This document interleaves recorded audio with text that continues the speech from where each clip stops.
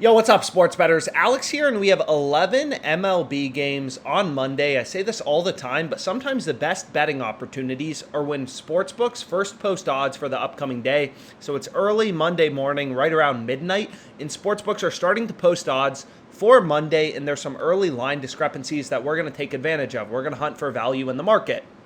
So I say this all the time too, but it's not just like there's profitable bets in the MLB or on one particular sports book.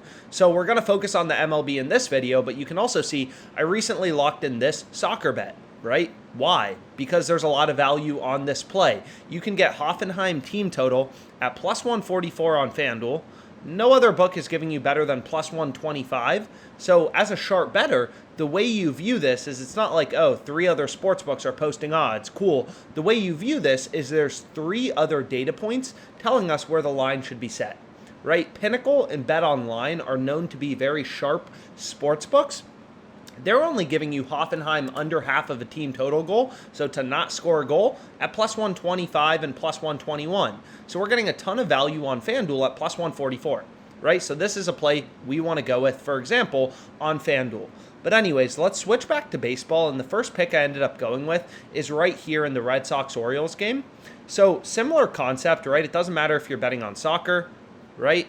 You're hunting for value in the market. I mean, literally as an investor in anything, if you're betting on sports, you're investing in sports, right? Trying to make money betting on sports. Or if you're looking for good stocks, right? You're always looking for value in the market. And what makes it really easy, or relatively easy, right? As a sports bettor, it's still very time intensive, but as every sports book, they all set lines independently. So what you're going to notice is kind of looking through the market, most other sports books have this line around plus 105-ish if you kind of take an average. FanDuel's giving us plus 116.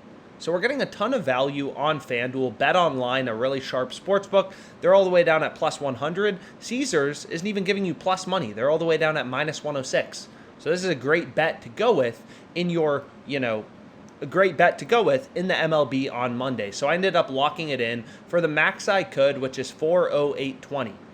So this is one of the first bets I hit. Actually, this is the second bet I hit. So I ended up betting the over 8 and the over 8.5. So I've explained this before, but what's pretty cool about FanDuel is they have alternate run lines, right? So you can see you can bet the over 8.5. You can bet the over 7.5. You can bet a ton of different lines. They offer a bunch of different, options for you to bet on. So if you think the game's going to go over, but you're not as sure, you can take the over 5.5. Whereas if you think it's going to be, an absolute slugfest and there's going to be a ton of runs in the game, you could bet on the over 13.5 runs at plus 680. So you can get a lot juicier payout if you take a higher total.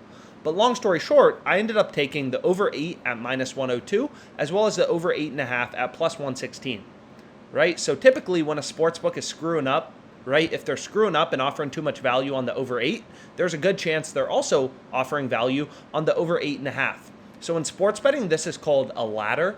If you bet the over 8, the over 8.5, the over 9, that's called a ladder in sports betting. And what you're going to notice is FanDuel's giving us a ton of value on the over 8 as well as the over 8.5, right? So if you end up clicking on an odd, so what you can do, for example, if you want to pull up Bet Online, their line history chart. So Bet Online is just, a sharp sports book. So if you want to see how have their odds been moving, you can just click on this odd. And what you're going to see is 4 hours ago, Bet Online had the line at plus 115. And this is the same for every other sports book you're going to look at except for FanDuel. They've been dropping odds on the over, right? They've moved this all the way down from plus 115 to plus 105, all the way down to plus 100. So an unbalanced amount of action, all the action, early action, has been coming in on the over, right? So all the other books have dropped odds on the over from around plus 115 on the over 8.5 runs to around, right, to around plus 100, plus 105. FanDuel is what we call stale. They're still giving us plus 116. They're still giving us an amazing price, a ton of value. So again, what OddsJam is doing is really simple. All OddsJam is doing is it's literally just reading in all this data.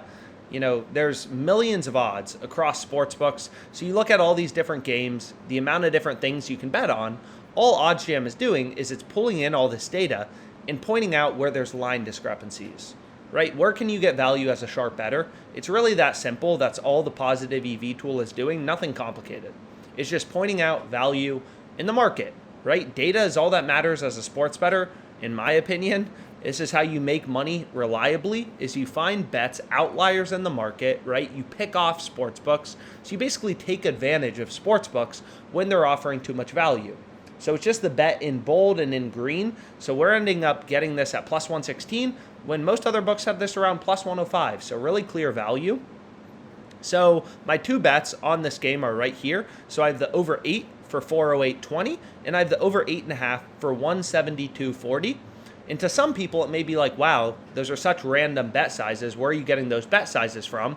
And, you'll notice, especially if you're a sharp sports bettor, if you've been beating a sports book consistently, is sports books, they don't let you bet unlimited amounts of money, right? Like if I wanted to take Alex Verdugo 3+ hits tomorrow, and I tried to bet $500, you're going to see right here, FanDuel saying, hey, your max wager is $50, right? So I'm just betting the max I can, because that's all I can get down on these two sports books. And I say this in every video, but this isn't a super fancy video. I'm not a movie producer. I'm literally just showing you guys what I'm betting on, what I'm putting my own personal money on, and explaining kind of the math, the logic behind why I like it. And the beautiful thing about following the line movements, following the data, right, is it's indisputable, right? This bet is profitable.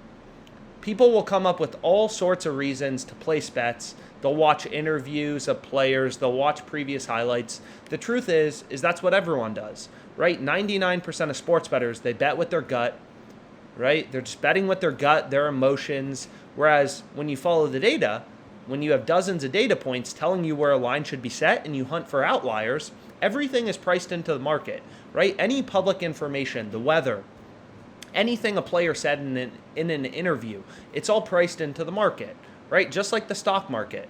If the Federal Reserve or whatever raises interest rates, if the economy, if inflation goes bad, that affects whatever stock prices, that ends up being reflected in the market. So it's no different here. You don't need to consider anything except for the odds on sports books, right? So you're just looking for discrepancies for value in the market. I mean, you have literally dozens of other real-time data points, price data points, sportsbooks posting odds, telling you where this line should be set.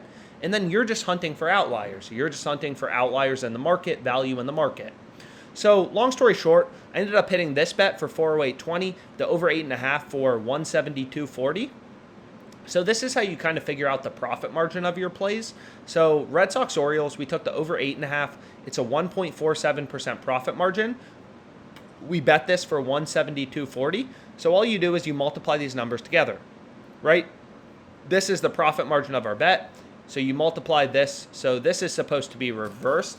So this is supposed to be 408.20, and then this is supposed to be 174.20. So I apologize. So this bet, the over 8.5, had a 1.47% profit margin. We bet it for 172.40. So this bet, 172.40. So I'm screwing up the numbers once again. But long story short, this is kind of how you break down what's the profit margin of your bet in dollars. So this play has a, just under the percent column, has a 1.47% profit margin.